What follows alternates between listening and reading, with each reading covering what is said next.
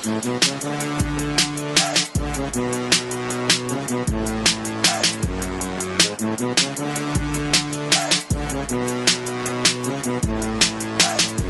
podcast coming to you on November 24th, 2021.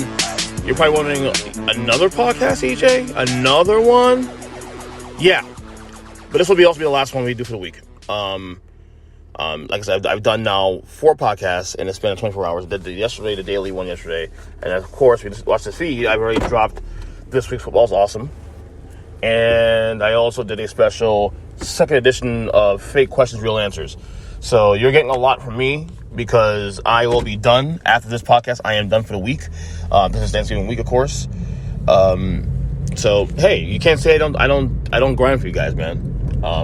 I mean, this is for me also too. Obviously, I mean, this is definitely for me as well. I mean, this is all therapy for me as well. But yeah, I enjoy this, man. This is fun. I love having the ability to do this. You know, so.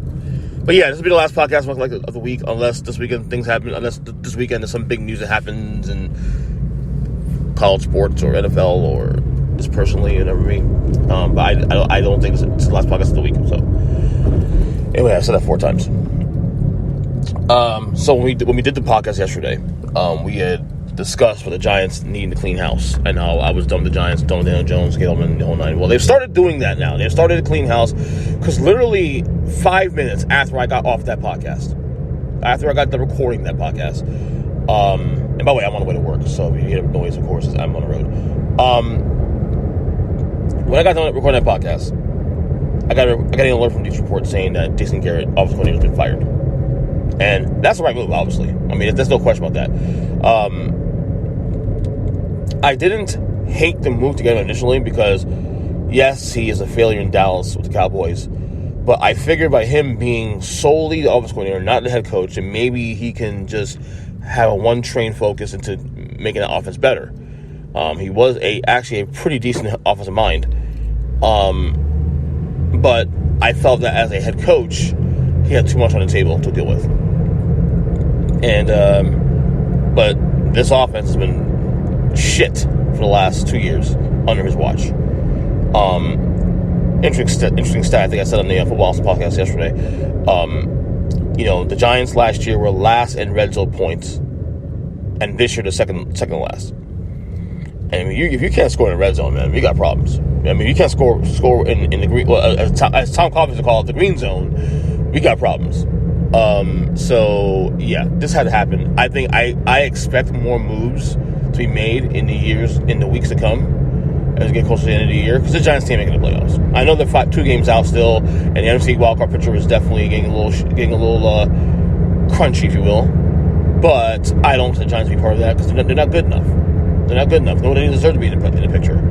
So I expect David Gettleman to be gone as well too. I expect Joe Judge might be in the hot seat as well too. You know, I'm not saying that 2 years in he should be gone, but they haven't improved. There's been no improvement in this team in the 2 years he's been here. And Daniel Jones, I'm off the bandwagon. I mean, it doesn't make this team better.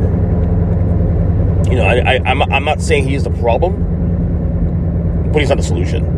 And we got to keep it real there too, also on that aspect.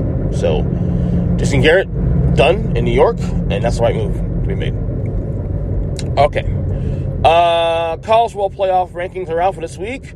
Obviously, some shakeups with Michigan State getting the doors blown off by Ohio State. Ohio State is now officially number 2 in the country. Here it is. Well, here's the rundown. 1, Georgia. No surprise there. 2, Ohio State, which honestly, as much as I can't stand them, they deserve it. 3, Alabama. They struggle against Arkansas. So that's not a surprise there either. 4, however, thankfully, it is the Cincinnati Bearcats.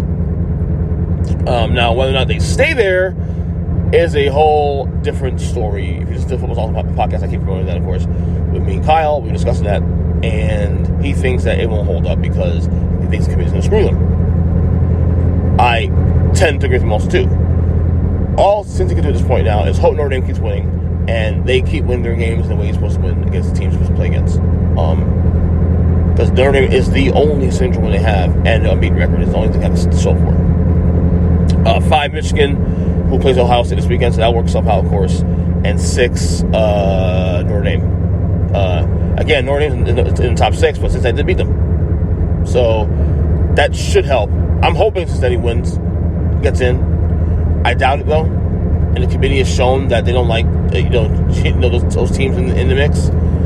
My thing is this, though. If you don't like them in the mix, then why the hell are you having a top 5 in the first place anyway? That's what bothers me, more than anything else. So we'll see where that goes when it comes to the college football playoff. Yeah. Anyway, let's talk about music real quick. So yesterday, Billboard released their list for their top 10 artists of all time.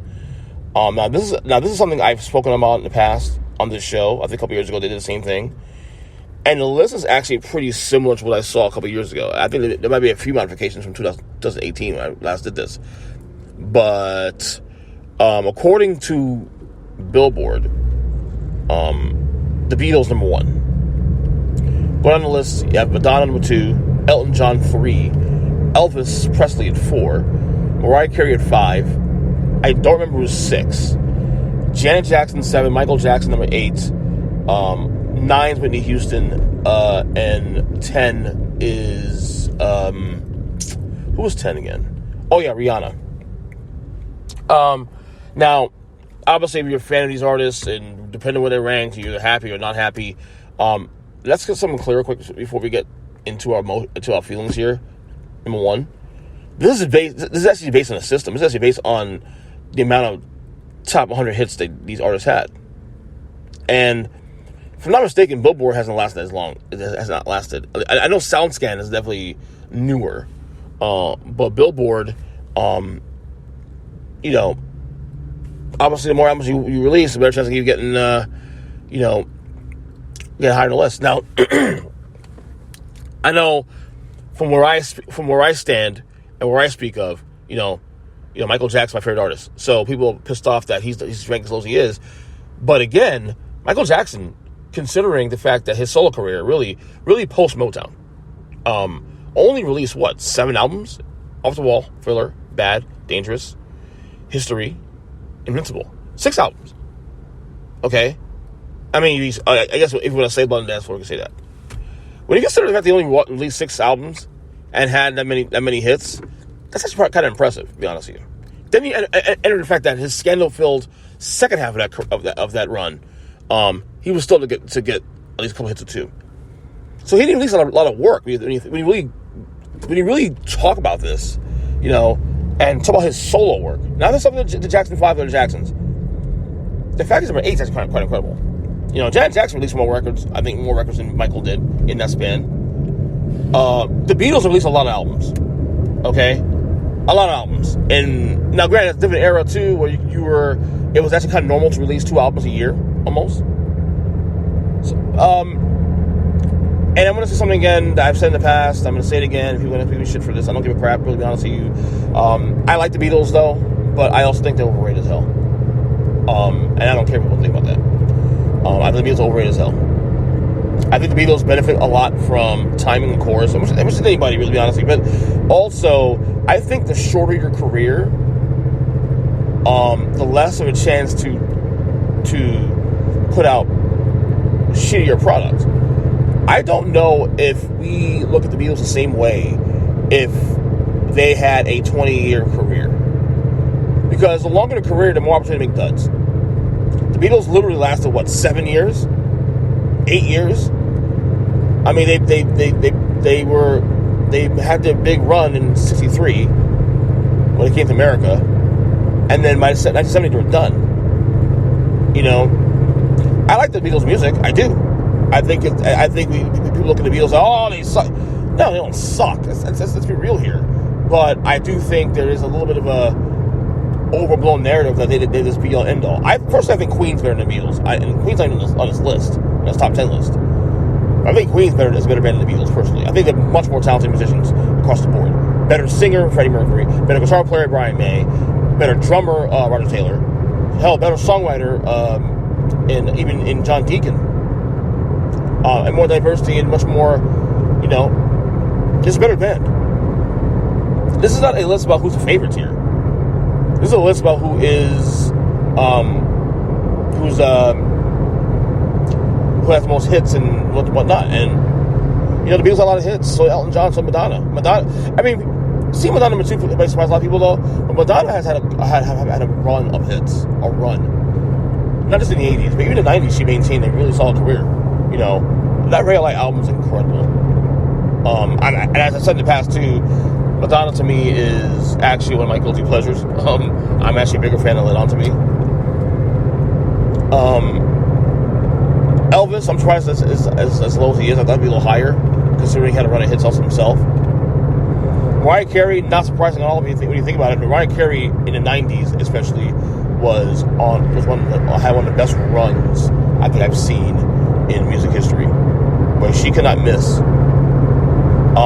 Rihanna in the top 10 is amazing. Rihanna, of course, like I said, the last 15 years she's been, you know, we talk about Rihanna to Beyonce. Beyonce obviously is probably the bigger star in terms of just like the brand.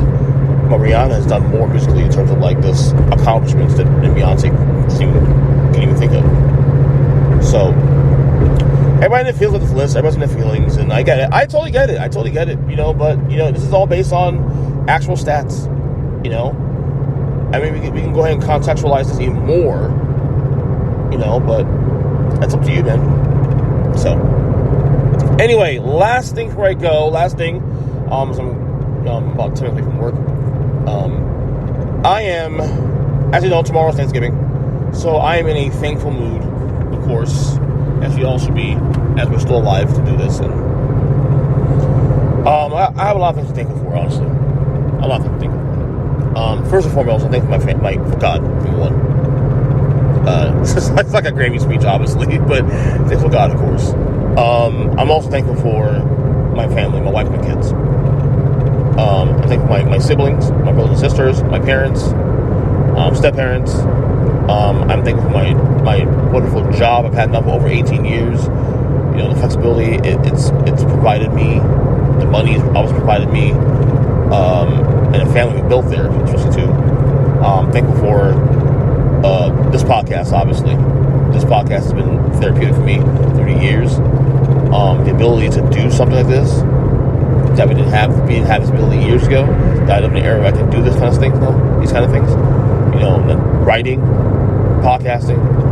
You know, give me my own corner to help make impact, or just, you know, ability to express myself. And if people listen to it, sure, go right ahead. It's free.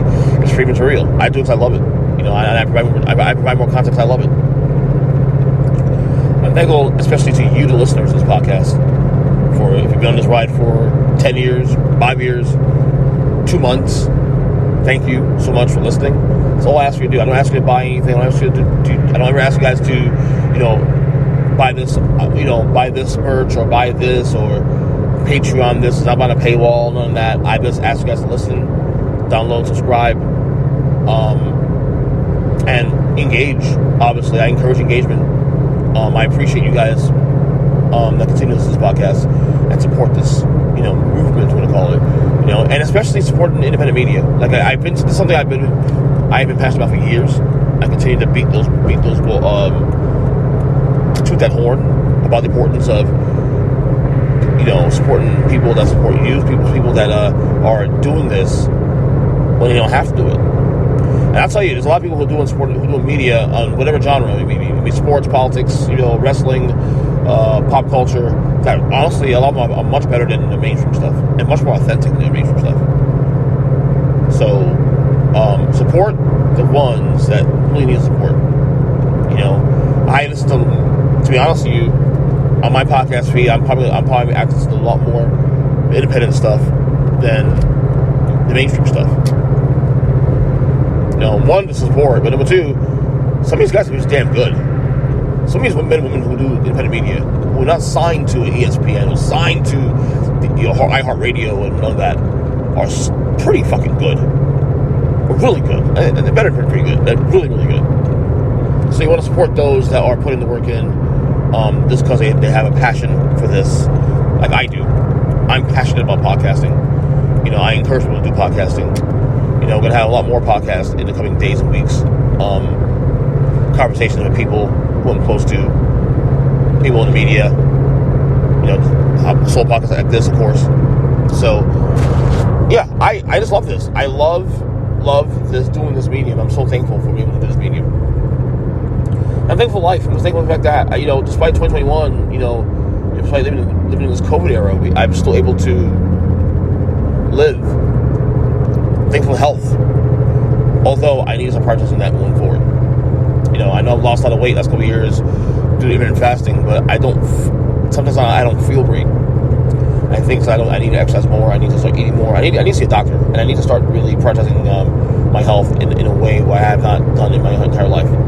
So that's priority number one for 2022, especially, is really taking my health even to another crescendo. Intermittent fasting is fine, and that's obviously a good way to get ahead, to keep weight off, but at the same time also you need to make sure that we are taking care of ourselves also, to mental health, healthcare, the whole nine.